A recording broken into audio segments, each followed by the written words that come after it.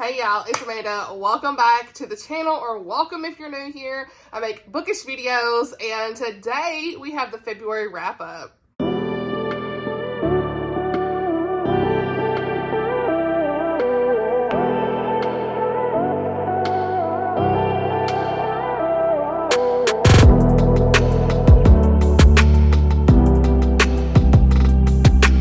Guys, thank you so much for being here and clicking on this video. If you are new here, I am so glad you clicked on this video. I hope you'll stick around and hit that subscribe button. I don't ever tell people that enough, honestly, so this is just my reminder to subscribe if you have not. I am going to talk all about the books I read in the month of February. I will also talk about how I participated in the readathon that Tay over at Tales and Treats with Tay and several ladies hosted. It was the Faebruary readathon, and it was like fairy tale retellings and stuff like that. I didn't actually read a retelling this month, unfortunately, but I could still fulfill the prompts. So we will be pulling up the prompts for that at the end of the video, her bingo board, to see where all these books fit. And yeah, we'll just go ahead and get into it. The way I'm going to start this video, normally what I do is I talk about them in order of the way I read them in the month, but this time I'm actually going to go in the order of star rating. I think I kind of want to do from like least favorite to favorite of the month. So yeah, that's what we're going to do. First on the list is Uneasy Street by Becky Wade. This is book 3 in the Sons of Scandal series. I did read this for honest review. She did send me this to read and review. I had the ebook, the audio, and a physical copy. And I've enjoyed this series. Generally, it's not my favorite by Becky by far because the Misty River series is just really hard to beat. Also, My Stubborn Heart is one of my favorite standalones that she's written. So, I mean, it's just hard to beat those books. And so these are more of like lighthearted as far as the faith elements go. But they're still generally okay stories. I enjoyed Memory Lane. I'll go ahead and just pull them out since they're right here. I have my Becky Wade shelf. I have Memory Lane that I gave 4 stars to. Enjoyed it fairly well. Rocky Road, I gave 3.5. Uneasy Street was a 3-star. It is sad, but it's just honesty here on the channel. I'm a longtime fan of Becky Wade. You guys already know. I love the Misty River series, as I said. This one is an enemies to lovers, second chance type romance. And I have to say that both of those tropes are very hard for me. Like, they have to be done in a certain way. So this is no slouch at Becky, but it's just honestly, that's a really hard trope to just hit right for me. And while this had plenty of promise with this adoption story on the side, there was a missing tiara, and the premise of them kind of having almost like the main characters, they had like this business years ago where it's kind of like Kindle Unlimited, Libby, Hoopla, Audible, that kind of stuff. It's like they had a business like that called Libre. Like, while this had that good premise of them kind of reconnecting after the business fell through, I had mixed feelings about it. And I talked about this in a vlog this month as well, but the best way I can say is I was only really here for the side stories. I didn't really care for the romance, the relationship between Sloane and her niece. I really liked that aspect because she's trying to search for her adoptive father and her twin sister. I could have had a whole book about that. I love the way that she wrote that because it was heartwarming and it was just like true Becky Wade style for me. I love that. Her signature emotional depth was there, if you will. I like the small town, all of that. So that's what I liked. I just did not like the romance, and it just fell flat, unfortunately.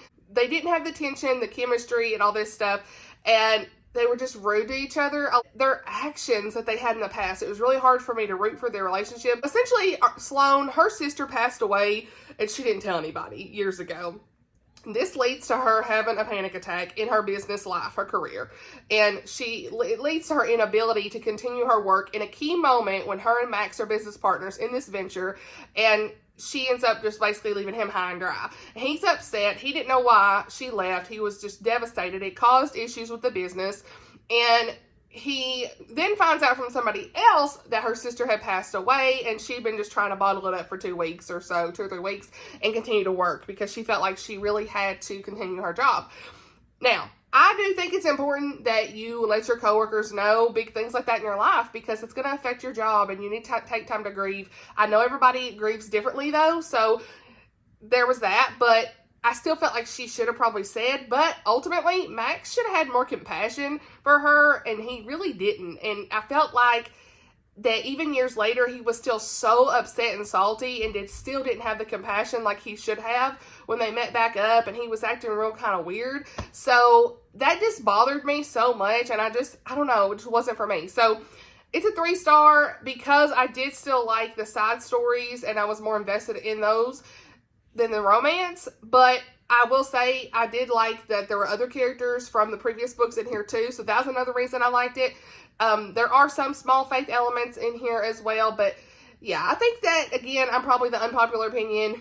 I'm just being honest. I still love Becky's books. I highly recommend the Misty River series, My Stubborn Heart, and I'm planning on getting into her backlist. So yeah, I just can't say enough good things about those books, but this one was just a miss. So yeah, if you're going to pick these up, just know those are my thoughts, and probably the unpopular opinion. I know some of y'all would enjoy this series. I do think that Memory Lane is the strongest of the 3. Rocky Road was good, but it wasn't my favorite. I'd say Uneasy Street, again, is definitely the weakest of the 3. Like I said, I still love Becky's books. This is not me, like, bashing her in any way. I love her. Becky, if you watch it, I'm sorry, girl. It just wasn't for me, but honestly, I am looking forward to seeing what else she writes, but you know, that's just my honest opinions. Next on the list is one that I don't physically own, and that is Jane of Austen by Hilary Lodge. It was a 3-star read for me as well, and it was the book club read for Tammy over at the Protagonist Pub. We had some good discussions over in the Discord, so it was a really good experience reading with them, regardless of the rating. It wasn't bad. This was just kind of like one of those middle-of-the-road average reads. I think this is very lighthearted if you're wanting something, you know, just palate cleanse. Pick this up. It is a modern retelling of Sense and Sensibility by Jane Austen, and I've not yet read that, but I know enough about that story after kind of looking up some. I was like, oh yeah, I know what that is, to kind of see where she was going with this and the retelling vibes of it. But I feel like she really blended those Austen-inspired themes in this contemporary Texas setting. I thought that was really well done. But in this, we follow 2 sisters, Jane and Celia Woodward, and they're trying to kind of rebuild their lives after this financial hardship, which forced them to basically relocate to San Francisco in California, or from San Francisco, California to Austin, Texas. There's lots of tea, food, sister bonds, romantic entanglements, all this stuff going on front and center. So like those parts I really liked. I loved all the Texas quotes that they had in the front of this. It was fun. I'd say the first half to 60% probably was at least a 4-star read. Had that atmospheric Texas charm and lots of good recipes and tea blends. I love those parts, okay? The writing style was easy to read. Yeah, and I really could see the connections with the retelling that she did. But the romance with this guy, Sean, was just so insta-love for me. Like, I did not really care for that. Jane's character, like, who you kind of know her to be, she just, like, goes off the wayside at one point. I'm like, what are you doing, sis? Like, that doesn't feel like your character, which is probably part of the retelling element that she was doing, and I don't really know, because I've not read Sense and Sensibility, but yeah, the consistency of her character was just crazy. I was like, what is this? She just, like, her actions that was in response to something that happens in this didn't make sense for her character. I mean, and something big that happened was random as all get out. I was like, what? And then their ending with this guy, Teddy, didn't make any sense. So, yeah, those are the parts of why I took 2 stars off. But overall, I think it's a fun, pleasant this is actually a Christian fiction book, but doesn't really have any faith elements besides a few pieces at the end a little bit of what one of the characters does. But yeah, generally I would say this is more of just a clean fiction story. Not particularly groundbreaking. I think if you like Jane Austen, Sense and Sensibility, tea, recipes, all that good stuff, you probably would enjoy this. But I think if you want something that's more compelling, you're going to find it a little underwhelming. So that's my thoughts. Next, we've got a 3-star read that was a cozy mystery. I'm going to put my review here just to make sure, again, I get everything right. But that was Meet Your Baker by Ellie Alexander. This is book 1 in the Bake Shop mystery series. I gave this 3 stars. I was reading this with my friend Lauren over at Intuitive Reading, and I thought this was okay. It wasn't like the best cozy mystery. I wasn't as connected with the characters as I would have liked to, but it did have that small town charm, some good desserts, a lot of recipe stuff.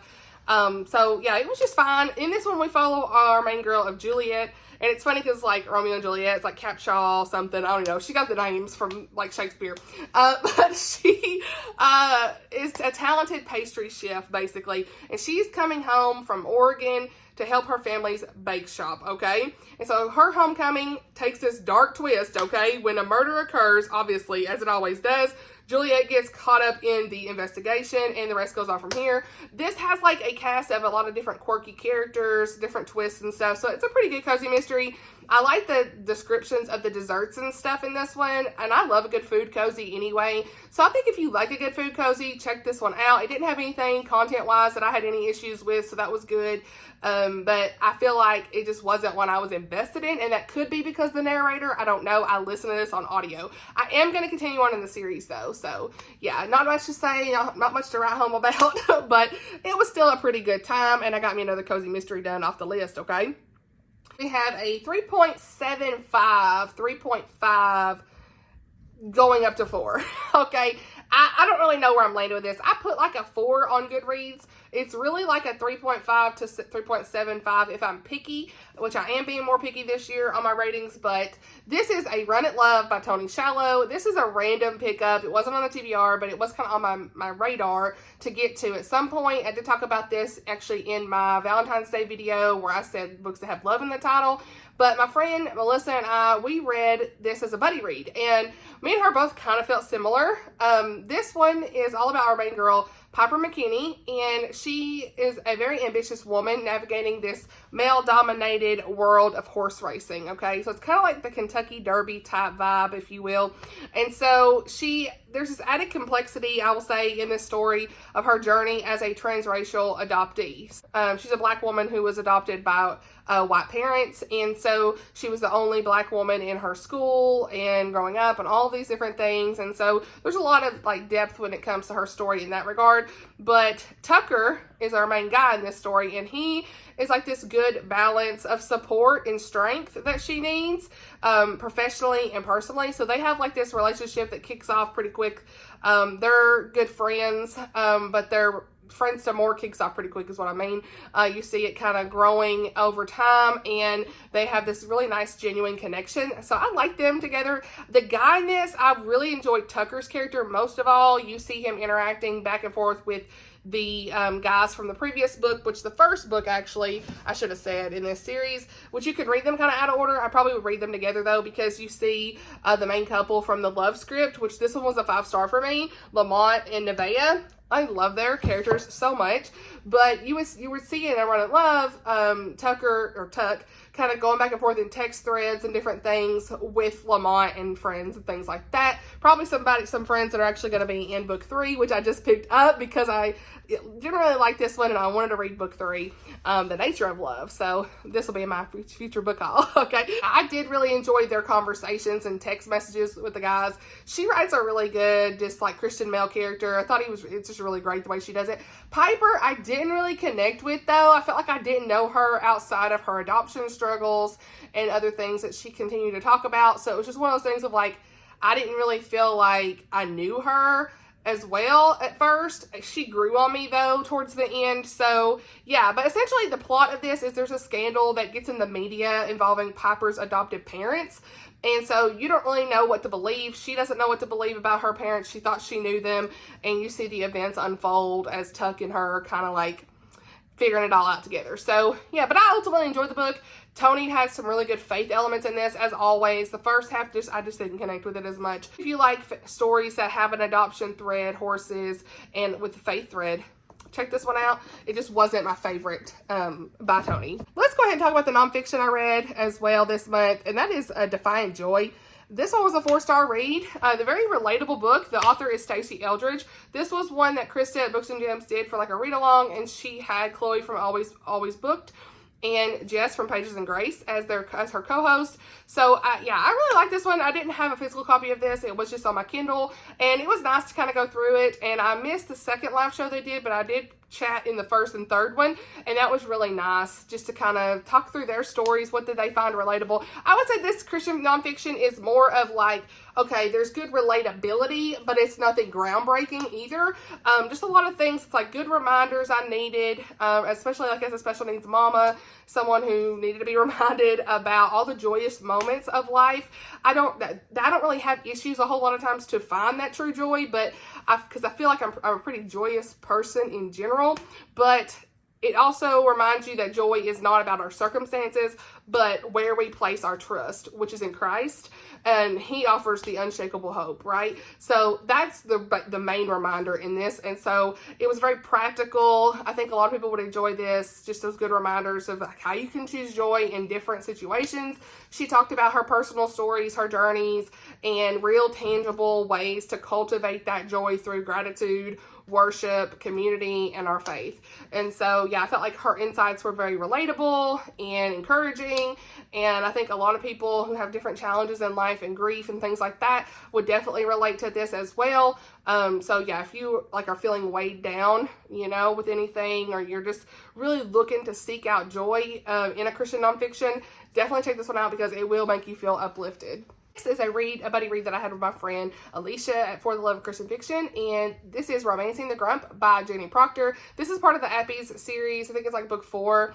The only one I have left to read in that series now is Jenny's most recent release, which is something about Alec. I can't remember the title, but I'm really excited to dive into that one. But this one was a 4-star read for me. I really enjoyed this one. You guys know that Absolutely Not in Love was like a 3.5 for me. It wasn't necessarily my favorite, but this one had the depth that I was looking for, that I was missing in that one, because we have this grumpy guy named Nathan, and he did not disappoint because he had so much going on, baggage, depth. Like, I just really liked his character. He's such a grump, and I love a good grumpy guy. So yeah, it was swoon worthy, all the good things. He had this rough exterior. Summer's our main girl, and she is like the sunshine and warmth to him to like break behind his walls that he's built up, you know, as you always have in a grumpy sunshine type trope. But it is like a no-nonsense, brooding hockey player, obviously, and he's playing for the Appies, and he keeps everybody like at arm's length. Like, he ain't letting nobody getting close to him, honey. He ain't. Summer is determined to break through all that, right? She's like, I'm gonna break through the icy exterior. We're doing this. And so circumstances ensue, as they always do in a rom-com, and they end up in a fake dating relationship. And Summer sees this as the perfect opportunity to just really get to know Nathan and to just kind of break through that icy shell he's got. And so, yeah, I really like this one. It was a good, just fun rom-com as always. The banter, hilarious. Like, I'm telling you, the guys chatting back and forth from the Appies hockey team, Van, like all of them, hilarious. We've got all the chemistry and the heartfelt moments as well between our characters, and the forced proximity, let's say less, I was here for it. She was taking care of him when he got sick, like all that stuff. It was a good time. This was clean as far as the romance goes and closed door. There was a few bits of mild language, like very small words, maybe like 2 or 3 times, but not enough to really notice it, honestly. It was just a good story, and I highly recommend this series. It's a lot of fun. So looking forward to reading more from Jenny and more in that series, actually finishing up that series at some point. Actually, I forgot about this. What? Me over here forgetting. So the next book I want to talk about is Ruthless Vows, which is book 2 in the, obviously it's a duology, in the, what is this, Letters of Enchantment? I couldn't remember. Letters of Enchantment series by Rebecca Ross. So Ruthless Vows. Book 1 is Divine Rivals, and it's the young adult fantasy series or duology. I gave this 3.75 out of 5. I rounded it up to 4. I actually should have talked about this before the other one because we're going in star order, my bad. But we're here. It's like a 4-star truly, I guess, but anyway, so in this, we're back with our characters of Iris and Roman, and we pick up a couple weeks after Divine Rivals. I'm pretty sure it was a couple weeks anyway. If it ain't, we picking up. And there's this story of heartbreak, and if you remember what happened at the end of Divine Rivals, don't spoil it for nobody in the comments, but I was like, I need to know. So I buddy read this to my friends, Teresa and Lindsay, and we were all in Chokehold City. That's the best way we can explain it, just like Chrissy would say. This, just the high stakes, the emotions. We're seeing Iris and Roman kind of find their way back to one another, and Dacre does not make it easy. He is not. He's our main evil guy, and that's all I can say because the spoilers. I don't want to spoil anything. But it was a wild ride. I was so invested in the relationship between Iris and Roman, and I mean, you're rooting for them the whole time, you guys. Like, this is truly just one of those, I'm rooting for the characters. The romance is all I care about. I don't really care necessarily about the politics as much. Of course, in this one, I did find it interesting at a certain point when Dacre's interested in a certain person. I don't understand why he really was like doing what he was doing anyway. I can't say, but I was like, why does he even care about this? But I guess for correspondence and to get his name and his what he wants out there, I don't know. But either way, I just didn't care about the war or the politics and stuff. It was interesting, but it wasn't like the main point I cared about. I was just here for the romance, as always. But I can't say too much, like I said, because it is one of those things, but it does put you in that, like, I need to know, I'm unwell type status for most of the book. But the ending fell so flat, you guys. It really did. I also talked to Miriam about this, too, from Miriam Elizabeth Reads, because she read it around the same time that we did. And me and her both, we all kind of, I think all of us felt the same about the ending. We were like, what? Because it just wasn't that the build-up didn't match, because the end, you're like, well, I expect this big to-do, and it was lackluster at best. And so, yeah, it just didn't surprise me as much as I had hoped it would. But either way, I love the romance. There is a character that I was sad about. There are a couple characters, you know, but I ain't gonna say. But either way, I still enjoyed this one. I'm glad that I read these. I did take some pictures. I need to post on Instagram about this duology, because I think it's a fun YA series. As far as content goes, there's like mild language a couple times in this one, maybe like twice. There's fade to black married scene. They are married. There's some more battles and stuff. The first book, I did say, I'll let my review if you want to read through that as far as content goes, but there's like 2 pages of a marital sex scene, but it's very, very, like, if it had to be done, it was well done, I would say, and it wasn't, so I don't love it in a YA, I will say, but at least they are married, at least they are, and it's like, not explicit in nature, if you will. So it's definitely not meant to be explicit. It's just like, she did have that in there for 2 pages. So I believe in my review I put the page numbers in there. If not, I'll at least put that down below for the book 1. But so if you want to skip that, but I mean, it wasn't anything that bothered me. I just was like, okay, roll my eyes more than anything a little bit at it. But it was fine. But I want to mention that so you can know as far as content for a YA book. But the plot and the characters and the romance itself, I really enjoyed. So, yeah, glad I finished this duology. Look at me finishing stuff, honey. Look at me. All right, you guys. Next, we've got Of Love and Treason by Jamie Ogle. I read this with Miriam from Miriam Elizabeth Reads and Tammy at the Protagonist Pub. And, y'all, this book took me through it. There was so much that went on. I ended up giving this a 4.5 star. Rounded it up to 5, so it's an honorable mention for me for 2025. But this was a very powerful, moving story of faith, love, sacrifice. It's all about Saint Valentine, okay? And I didn't know anything about him. Don't be Googling it if you don't, because you want to go in this book blind. Because that will spoil kind of like what happens in the end of this, I think.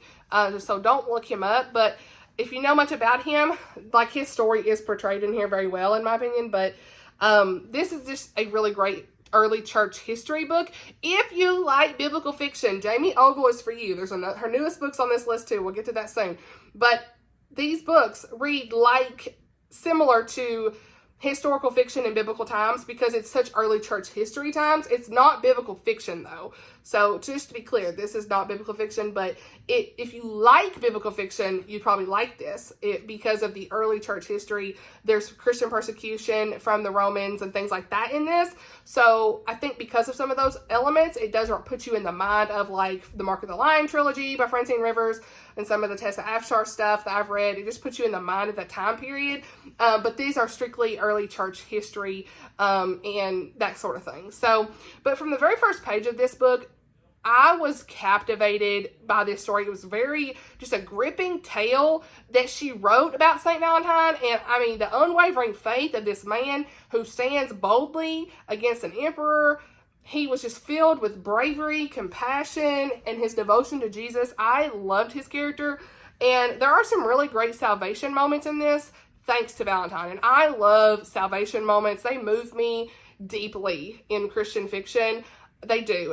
That's a buzzword for me. If it's in a book, I'm reading it. And then we have our main character of Iris, and she stole my heart just as well. Is blind, and from the very beginning of the book, you know she's blind, and she is not a believer. She is someone who has like an altar of idols and all these things, and they worship false gods and those sort of things. But she starts to learn about the Christian faith from Valentine and other people. And so to see her long for this physical and spiritual sight was very beautiful. She had this transformation that was breathtaking to me. I love that. And the way that she discovered like her faith through the dangers of persecution in Rome and that sort of stuff, all while trying to navigate this relationship with Valentine. It was good. Main focus, though, of this book is not a romance. So please don't get me wrong with that. There is some romance in here that I didn't care for 100%, but that's why it's like a 4.5 and not 100% a 5. I see why she did it, though, especially after talking to some of my friends. But this was one of those, like, we're focusing on standing for Jesus in this book. Like, we see how hard it was to be labeled a Christian during such a dark period of history. And we can trust the goodness of the Lord in this book, even when he doesn't answer our prayers when we think he should, or the way we think he should. That is a main message in this. And specifically in the end, it made me cry. And I felt like there was some beauty in the sacrifice and the faith that was shown in the end. It was good.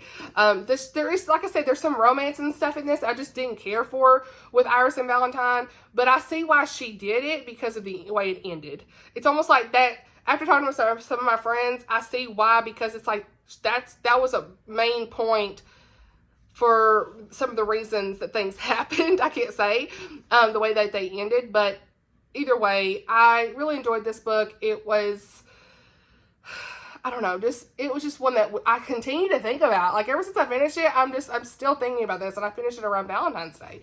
So we're here at, what, March the 2nd? So yeah, you guys got to read this. And it's a really good one to read any time of the year, but specifically in the month of February, while a lot of people are reading, like, Valentine's Day stuff. So yeah, I think it's just an unforgettable book. So we'll talk more about her other one here in just a minute.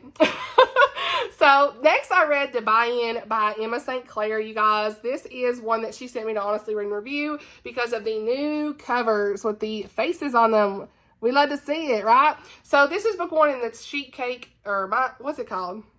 Love Stories and Sheet Cake series. And this is just a cute rom-com. I don't know, I gave it 5 stars. I just have a 5-star rom-com billing, if you will. I'm excited to read more in this series. I definitely am going to be reading the Bluff and the Pocket Pair at some point. But our main guy in this is Pat, and he is like this true cinnamon roll, but also very strong MMC. Okay, male main character. The MMC. He has ADHD, and like me, I got ADHD too. So I found some of the struggles he was talking about relatable. But he really puts his feelings out to this girl, Lindy. Okay, and that was awesome. I don't see that enough in books of the guy like really putting his feelings out there and telling her pretty quick, like, hey, and he did. I love that. But there was a marriage of convenience in this. You know I love a good marriage of convenience story. It's my favorite. It's one of my favorite tropes. And so they end up having this marriage of convenience because she has a custody case for her sister's 5-year-old daughter that she's raised. And so there's all this like high stakes of trying to keep her. And so they get married for that reason.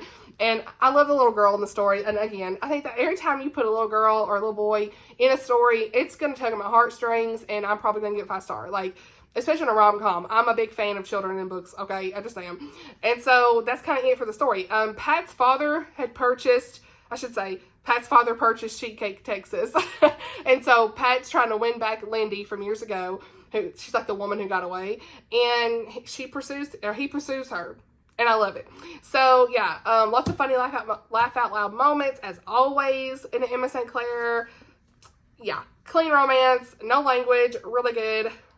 She's one I trust forever. Emma is just, look, a trusted author for me, okay? And, I mean, it's got the Texas element in this, and I love that, too, from a Southern perspective. Let's go. And next book I want to talk about is, oh, my gosh, it's one of my favorites, and that is Love and Memories. See, I'm already gushing about this, by Mandi Blake. Let me just say, Mandi did it again. These books just keep getting better and better. I'm waiting on a physical copy to come in the mail, but these books keep getting better and better. I was so invested in this. We've got this paramedic guy, and the girl loses her memories. You got some high stakes, and the twist in this was twisting, my friends. I mean, what? My friend Lindsay Loomis was reading this around the same time, so me and her was chit-chatting about this. I was sending Mandi messages on Instagram. I was like, girl, what? I was so here for it. The faith in this was good. All the things, I mean, and the suspense in the end, like the way Mandi is doing this suspense now, let's go. So, this is not like anything Mandi has done either. Like, some of these, like, hidden tropes, she's not done that before. I was like, girl, yes, let's go. So, I don't know. I loved it. It reminded me of like a romantic suspense in a way, but it's just more so romance. But it does have that suspense lightly added. So good. So, let's talk about what this is now that I'm done gushing about this because it was so good. Paramedic Travis Monroe. He saves our girl, Isabella. Hey, my homegirl Bella. Reminded of Twilight. You remember when he said that? Anyway. So we got Bella, and she's in a tragic accident, unfortunately, a car accident, and she does not remember her memories.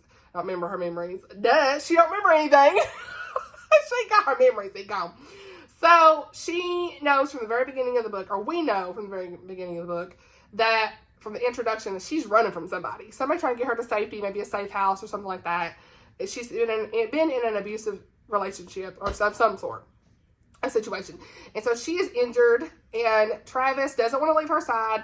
The ambulance comes, takes her to the ER, whatever, the hospital, and he really feels like the Lord's telling him he needs to go check on her. So he's going in, he meets her, and they're talking about things, and she doesn't remember much. Like I said, she knows her name, that's kind of about it. She knows her parents and things like that, but you start to see really quick her parents don't really want anything to do with her. They're trying to make contact. And there's all this stuff that's like, why is she here? What's her story? And, you know, you see Travis and her kind of getting to know one another closer. And it's a quicker love story, as always, but I still loved it. I didn't care. I was like, it's been 4 months. Let's go. Okay, I'm here for it. So, yeah, the twist, though. The twist. It had me in a chokehold, okay?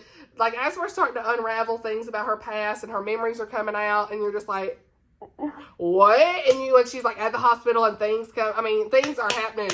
Things get revealed. And I needed to know. Travis is helping her get on her feet. Like, he is an awesome guy. I loved him. Protector guy. We'd love to see it. Yeah, but the book did have assault in this book, sexual assault mentioned, previous sexual assault, and a abusive parent situation as well. So just to mention those things, because she had, she was trying to process through her trauma. So just so you know, are aware of like any kind of trigger warnings for that. But the faith elements in this was just beautiful, tied back to all the things she had been through. And she took a stand.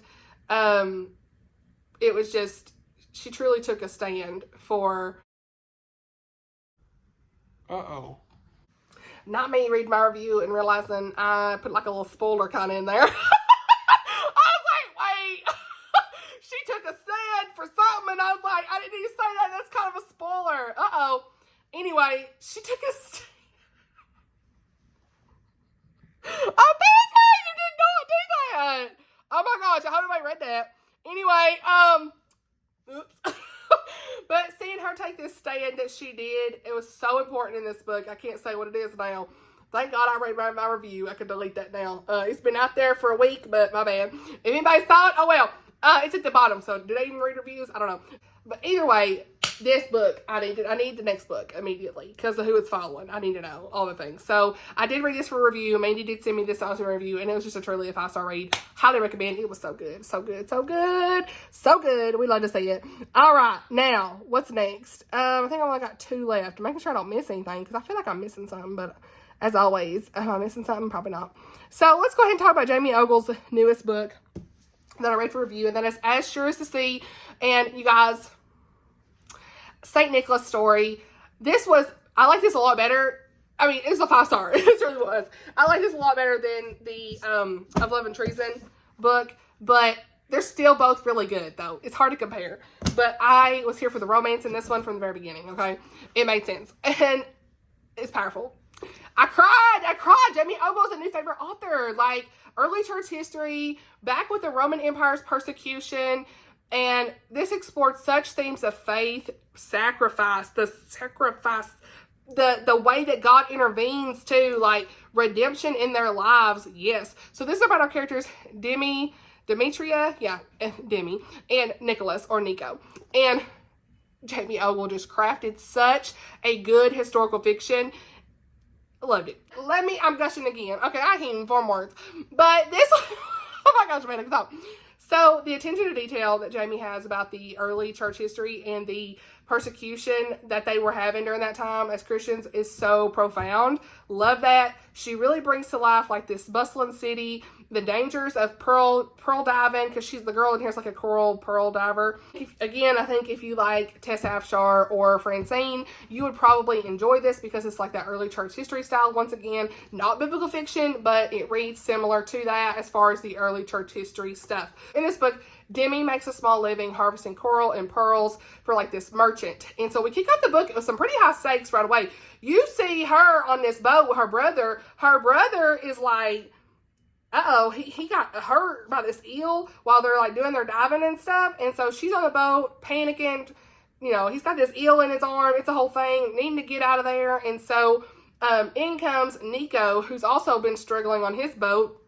And so he helps her kind of, you know, with her brother to safety, and he's taking care of him while she's getting help for him and his health and stuff. So that's how she meets him. Nicholas is a new pastor in the area. He has a lot of guilt from his brother's death in his past, and so he's just, you see him kind of wrestling through some of that stuff throughout this book up until the end even. But he is determined to use his wealth that he has for good. And so Demi is kind of helping Nico retrieve his lost fortune to help other people in need, right? And so these two end up having a romance, and the circumstances happen to separate them as they would in any book. And a very dangerous situation happens as it would in any book, and you're just in a chokehold. You're like, oh my gosh, up until the end. Like, I was like, oh my gosh, what's gonna happen?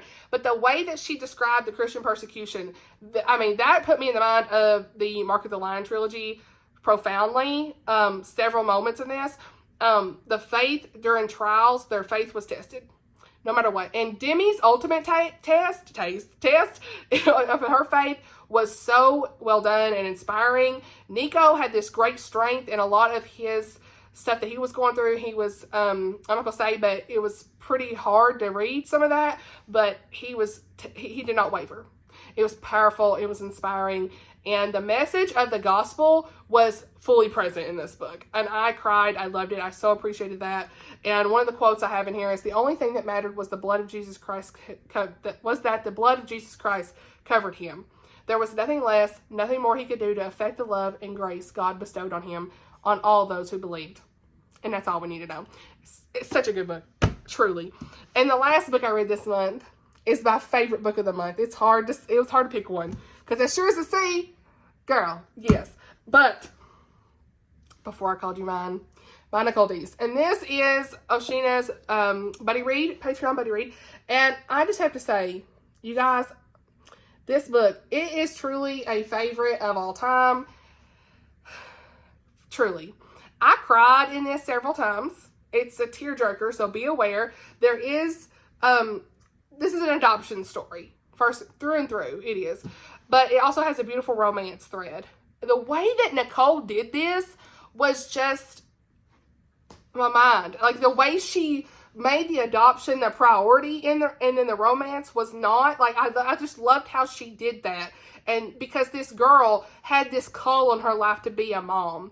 But, like, the way she roped in this romance with this man and his support, it was just beautiful. So, in this, we have our main character of Lauren. I was trying to remember names. Looking at my notes. You don't want to spend nothing less. Lauren. And she's a school teacher. And she has dreamed of being a mother. And so she went through this international adoption agency. And her rule is she has to remain as a single mom throughout the process. Yet she meets the substitute who's helping, named Joshua Avery. I love this guy. This guy was so good. I love this guy in this book. He was awesome. One of my favorite guys. But he and her kind of hit it off, and he's like wanting to take her out. And she's him hawing around like, we ain't doing that. I can't, making excuses because she knows like where the Lord's leading her in this adoption. And you see things kind of unfold from there. Lots of emotional depth. The adoption thread was just, I don't know, it was just powerful the way she wrote it, and the struggles that she went through. And the way that the Lord answered the prayers just at the right time of her life, like, it was amazing. And when she said the title, when she incorporated the title of Before I Called You Mine, honey, I got choked up. I did. And as a special needs mama, this really did touch my heart because she's trying to adopt a child from China that had a health condition. And she just felt so relatable and inspiring, and her relationship with Joshua as it continued to slowly grow, and they took, like, I can't say, oh, like I'm gonna say it, I can't say, but he had patience. I mean, he had understanding, and that you root for them, and their relationship made sense. I just found the motherhood and the stuff was so relatable.